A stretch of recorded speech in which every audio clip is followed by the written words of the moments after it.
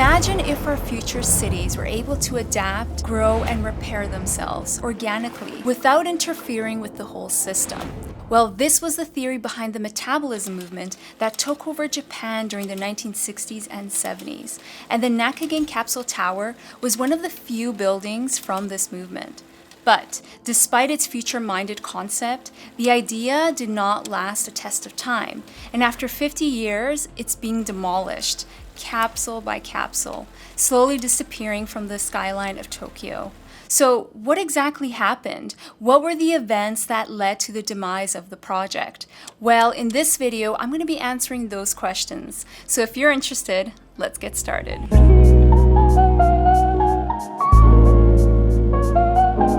There were three main aspects that led to the demolition of the building. One, it was never meant to be a permanent structure.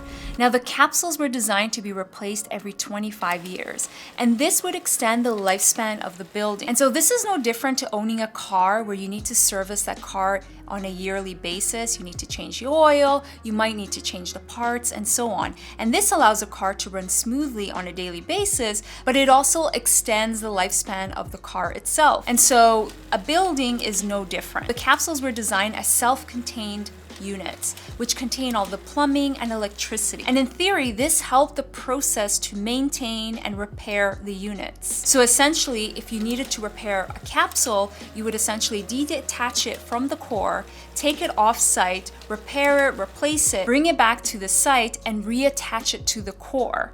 And so you could do that with all of the units. So all of the capsules were prefabricated off-site and then brought onto site and attached to the two cores. And those two cores not only provided the structure to hold the capsules, but they provided all of the vertical circulation. So you have the fire escape stairs and you have the elevator that would take you vertically to your unit. And so then the capsules would attach to those cores and they could be reconfigured and adjusted according to the different needs. So for example, if you needed more accommodation and there are more residents, you could add more capsules to the core.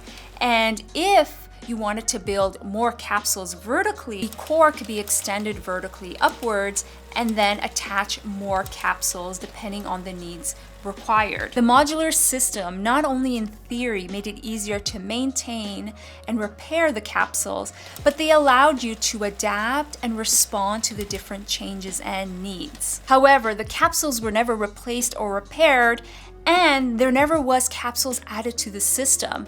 So the concept never got fully realized. But this, of course, wasn't the only issue that led to the demolition of the building. This takes us to the second point. Most of the owners of the capsules inherited the units, and for them, they saw very little value in maintaining and even living within the capsules themselves. And so in order to repair and replace the capsules, you need permission from all of the residents. And so basically, to repair one capsule, it may require moving 3 or 4 capsules in the vicinity. And for that, you need permission from all of the residents.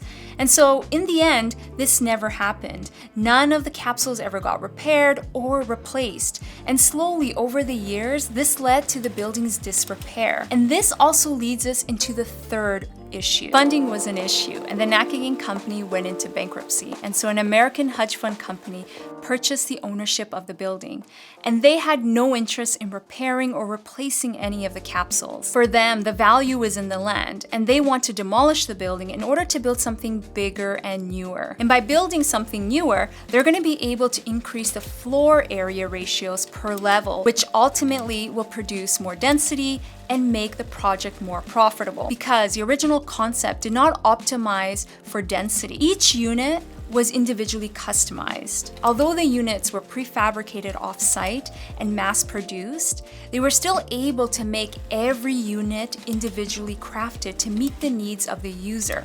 So every unit is different from each other. And I personally love that about the project. And this reminds me of a story when I was a little girl, and I always wondered what my neighbor's unit looked like. And so one day I was invited over, and to my disappointment, their unit was a copy of our unit.